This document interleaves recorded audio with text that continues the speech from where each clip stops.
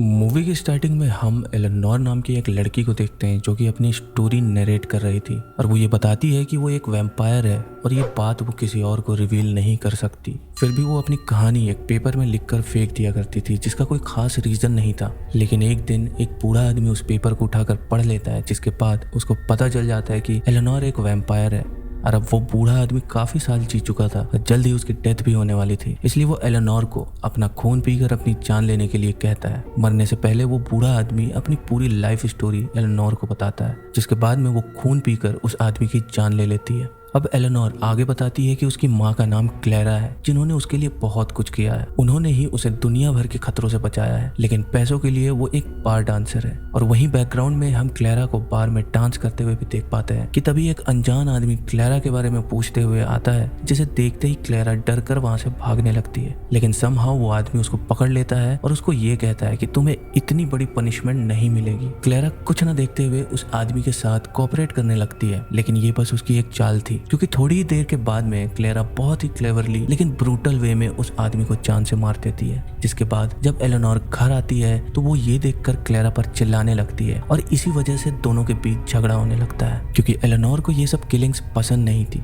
लेकिन फिर भी उन्हें सरवाइव करने के लिए ऐसा करना पड़ता था। अब क्लेरा नहाने जाती है जिसके बाद वो उसी आदमी की डेड बॉडी के साथ उस पूरे घर को जला देती है और वहां से दोनों एक टाउन के लिए निकल जाते हैं जहाँ पर एलेनोर को वो टाउन काफी ज्यादा जाना पहचाना लगता है। अब दोनों के पास रहने के लिए कोई भी घर नहीं रहता, जिसके बाद में क्लेरा एक दूसरे आदमी को फंसाने के लिए चली जाती है और एलेनोर एक होटल रूम में जाकर पियानो बजाने लगती है। होटल में फ्रैंक नाम का एक लड़का होता है जो कि उसी होटल का वेटर था और वो एलेनोर के पियानो और लुक से काफी ज्यादा अट्रैक्ट हो जाता है। लेकिन जैसे ही एलेनोर को इसका एहसास होता है वो उसको इग्नोर करके वहां से चली जाती है। अब दूसरी तरफ हम क्लेरा को देखते हैं जो कि फिर से अपने प्रोस्टिट्यूशन के काम में लग जाती है, जहां पर इस बार उसका क्लाइंट एक नोवेल नाम का बंदा था जो कि क्लेरा को इसके लिए पे कर रहा था। लेकिन जैसे ही दोनों फिजिकल होने लगते हैं तभी नोवेल रोने लगता है और कहता है कि मैं ये सब नहीं करना चाहता, मुझे सिर्फ ट्रू लव चाहिए। जिसके बाद में क्लेरा बड़ी चालाकी से नोवेल को अपने बातों में फंसाने लगती है और ऐसा बिहेव करती है जैसे क्लेरा उससे प्यार करती है ताकि उसको और एलेनोर को रहने के लिए घर मिल सके।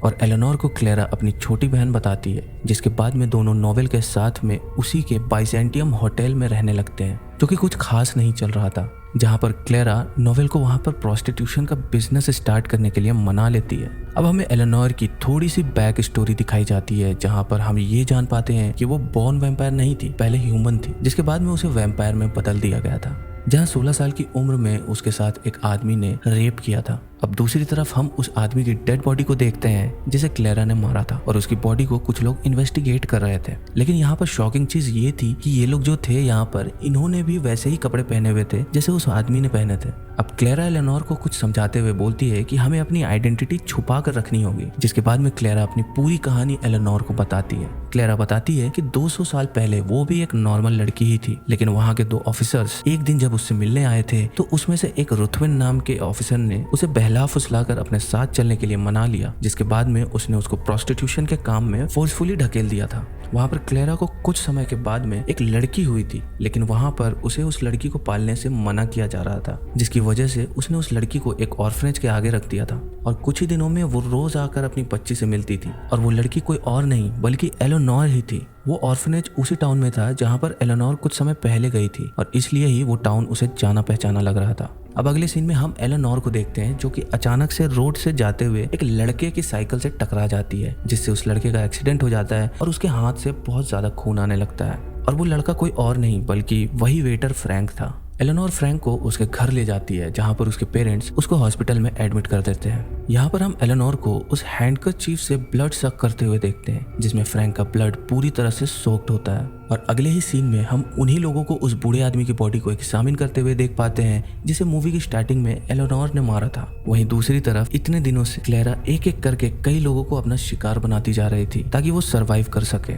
खैर इसके बाद में एलेनोर फ्रैंक से मिलने हॉस्पिटल में जाती है जहां पर उसके खून को देखकर उसे खून पीने की क्रेविंग होने लगती है और वो ये सोचती है कि वो फ्रैंक को मारकर उसका खून पी लेगी। लेकिन तभी वो अपना आइडिया चेंज कर देती है और फ्रैंक की मदर वहां पर आ जाती है जो कि उसको ये बताती है कि फ्रैंक को कैंसर है, जो कि एलेनोर के लिए काफी शॉकिंग बात थी। असल में वो किसी यंग पर्सन को मारकर उसका ब्लड नहीं पीती थी, बल्कि जो बूढ़े लोग होते थे जिनके पास जीने के लिए अब उतना समय नहीं होता है, वो उनको ही मारती थी। और ऐसे ही वो हॉस्पिटल में एक ओल्ड लेडी को मारकर उसका खून पी लेती है। और यहाँ तक मूवी के अंदर हम ये समझ पाते हैं कि क्लेरा और एलेनोर के कैरेक्टर में यही सबसे बड़ा डिफरेंस है कि क्लेरा किसी को मारने से पहले सोचती नहीं है, लेकिन एलेनोर को अपने वैम्पायर के ट्रेड से ज्यादा लगाव नहीं था, इसलिए वो काफी सोच कर किसी को मारा करती थी। खैर, अब अगले सीन में एलेनोर एक स्कूल को ज्वाइन कर लेती है जिसके अंदर फ्रैंक भी पढ़ा करता था। और पहले ही दिन उनके टीचर उन्हें होमवर्क के अंदर अपनी बीती हुई लाइफ पर ऐसे लिख कर लाने को बोलती है, जिसके बाद में फ्रैंक और एलेनोर दोनों एक साथ मिलकर ऐसे पर काम कर रहे होते हैं, जहाँ पर फ्रैंक अपने दिल की बात एलेनोर को बताता है, जिसके बाद में वो उसको किस करती है और भागते हुए वहां से चली जाती है। यानी कि एलेनोर के अंदर भी फ्रैंक के लिए फीलिंग्स आ गई थी। अब उसी दौरान हम ये भी जान पाते हैं कि एलेनोर जब छोटी थी तो उसकी माँ आकर उसे ऑर्फनेज की खिड़की से देखा करती थी, जिन्हें देखकर उसे डर लगता था, जिसका रीजन ये था कि ऑर्फनेज वालों ने एलेनोर को ये बताया था कि उसकी मॉम नहीं रही।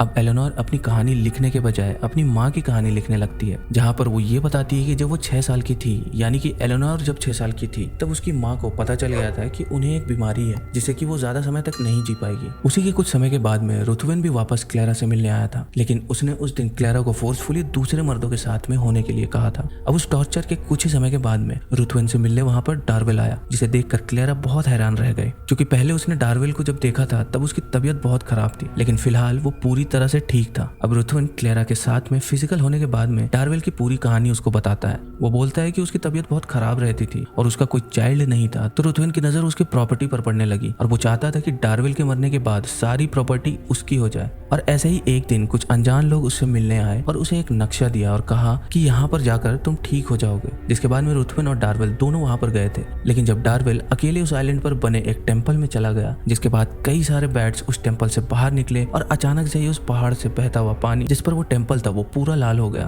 तब रुथवेन डार्वेल को देखने उस टेम्पल के अंदर गया तो उसने पाया कि डार्वेल मर चुका था। उसे ये बिलीव नहीं हो रहा था कि डार्वेल की डेथ हो चुकी है और अपनी जान बचाने के लिए रुथवेन वहां से भाग कर आ गया। और वहां से आने के बाद में रुथवेन ने डार्वेल की सारी प्रॉपर्टी पर अपना दावा कर लिया। लेकिन कुछ ही सालों के बाद में डार्वेल वापस लौट आया, क्योंकि वो उस दिन वहां पर मरा ही नहीं था, बल्कि वो इंसान से एक वैम्पायर में बदल चुका था, जिसके बाद में उसकी एजिंग प्रोसेस बहुत ही ज्यादा स्लो हो गई थी। अब ये सारी कहानी एलेनोर एक किताब में लिखकर फ्रैंक को दे देती है, लेकिन उसे पढ़ने के बाद में फ्रैंक को बिलीव नहीं होता कि एलेनोर एक वैम्पायर है। फ्रैंक फिर जब एलेनोर से दूसरी बार मिलता है तो वो उसको ये बोलता है कि हमें ऐसे के अंदर अपनी रियल स्टोरी लिखनी थी, और इस पर वो दुखी होकर ये कहती है कि यही उसकी सच्ची कहानी है और ये उसने ऐसे के लिए नहीं बल्कि उसी के लिए ही लिखी है। जिसके बाद में वो वहां से चली जाती है। फ्रैंक को फिर भी इस बात पर बिलीव नहीं हो रहा था और उसने सोचा कि ये बुक उसे अपने सर गैरेथ को दे देनी चाहिए, जिसके बाद में उसने ऐसा ही किया और कहानी को पढ़ने के बाद में गैरेथ ने उसके दूसरे टीचर को दे दिया, क्योंकि गैरेथ को वो स्टोरी पसंद आई थी। अब यहाँ पर हम मूवी के बीच बीच में ऐसे सीन्स भी देख पाते हैं जहाँ पर वो दोनों सस्पिशियस आदमी हर उस बॉडी के पास इन्वेस्टिगेशन करने जा रहे थे जिसे एलेनोर या क्लेरा ने मारा था,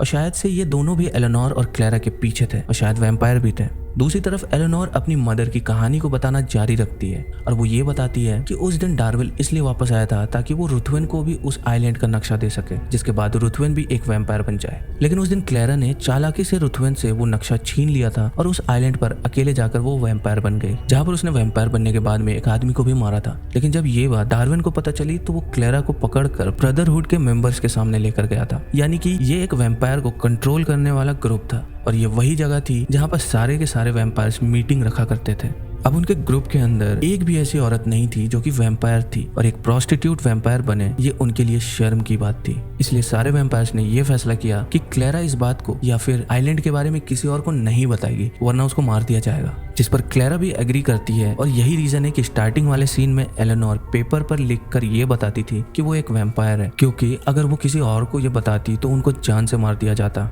अब जब ये बात रुथवेन को पता चलती है तो क्लेरा से बदला लेने के लिए वो ऑर्फनेज पहुंच जाता है, जहाँ पर वो एलेनोर का रेप कर देता है, जिसके अगले ही सेकंड क्लेरा आकर रुथवेन को मार डालती है। अब एलेनोर की हालत काफी ज्यादा खराब हो जाती है, जिसके बाद क्लेरा को उसकी चिंता होने लगती है। तो एंड में वो ये फैसला करती है कि वो एलेनोर को भी एक वैम्पायर बना देगी, जिसके बाद वो उसको भी उसी आइलैंड पर ले जाकर वैम्पायर बना देती है। लेकिन ये बात ब्रदरहुड के रूल्स के खिलाफ थी, इसलिए ही क्लेरा और एलेनोर उसी दिन से वैम्पायर कम्युनिटी से छुप कर रह रहे थे ताकि वो अपनी जान बचा सके। और जिस लड़के को स्टार्टिंग में क्लेरा ने मारा था वो भी एक वैम्पायर ही था, जो कि उन दोनों को ढूंढते हुए आया था। खैर अब कहानी वापस से प्रेजेंट में आ जाती है, जहाँ पर एलेनोर फ्रैंक से काफी नाराज होती है क्योंकि उसने उसकी स्टोरी बुक अपने टीचर को दे दी थी, जिसके लिए उसके टीचर ने उसको वहाँ पर बुलाया भी था। लेकिन एलेनोर ने वहाँ पर झूठ नहीं बोला और उसने अपने टीचर को कहा कि प्लीज ये सच्चाई किसी को मत बताना। अब एलेनोर के दिमाग में फ्रैंक के साथ उन सभी को मारने का ख्याल आता है जिन सबको उसकी कहानी मालूम पड़ गई थी, लेकिन एलेनोर फ्रैंक को मार नहीं सकती थी क्योंकि वो भी उससे प्यार करती थी और इसलिए वो फैसला करती है कि वो भी फ्रैंक को अपने जैसा ही वैम्पायर बना देगी।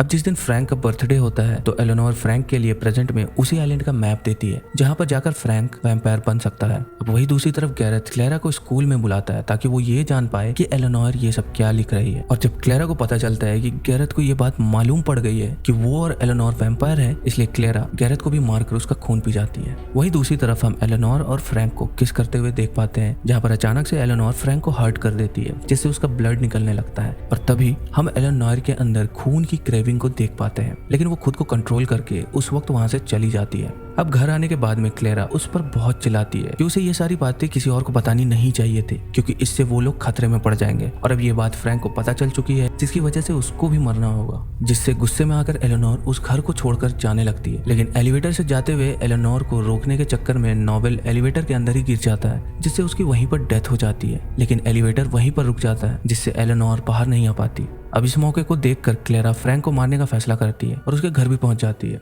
अब दूसरी तरफ हम उन्हीं वैम्पायर्स को देखते हैं जिन्हें हमने मूवी की स्टार्टिंग में उस बॉडी को इन्वेस्टिगेट करते हुए देखा था। अब वो लोग गैरेथ की बॉडी को भी इन्वेस्टिगेट करने आ चुके थे क्योंकि उनको पता चल गया था कि उसकी डेथ क्लेरा की वजह से ही हुई है। वहां से वो लोग क्लेरा और एलेनोर के घर का एड्रेस पता कर लेते हैं, जहां पर वो अपने साथ एलेनोर के टीचर को भी लेकर जाते हैं क्योंकि उन्हें ये भी आइडिया था कि एलेनोर एक वैम्पायर है। अब उन दोनों वैम्पायर्स में से एक डार्वेल होता है जो कि उस अपार्टमेंट में पहुंचता है तो वो अपने सामने एलेनोर को देखता है। तब तक एलेनोर फ्रैंक को कॉल लगा रही थी ताकि वो अपनी मॉम के बारे में उसको बता सके, लेकिन क्लेरा वहां पर ऑलरेडी पहुंच गई थी जो कि फ्रैंक को मारने ही वाली थी। लेकिन क्लेरा तभी फ्रैंक का फोन लेकर एलेनोर से बात करने लगती है कि तभी वहां पर दोनों वैम्पायर्स पहुंच जाते हैं और वो एलेनोर को अपने साथ ले जाने लगते हैं। और जब क्लेरा फोन पर सवेला की आवाज सुनती है जो कि ब्रदरहुड का एक इम्पोर्टेंट मेंबर होता है, और तब क्लेरा फ्रैंक को छोड़कर एलेनोर को बचाने के लिए वहां से चली जाती है। यानी कि यहाँ पर डार्वेल और सवेला ही थे जो इन बॉडीज को इन्वेस्टिगेट कर रहे थे और इनको ब्रदरहुड की तरफ से इन दोनों को मारने के लिए भेजा गया था। अब डार्वेल और सवेला एलेनोर और उसके टीचर को अपने साथ मारने के लिए कार में ले जाने लगते हैं, लेकिन तभी बीच में क्लेरा आ जाती है जो कि कार के फ्रंट मिरर को तोड़ देती है, जिसके बाद में उन्हें कार रोकनी पड़ती है।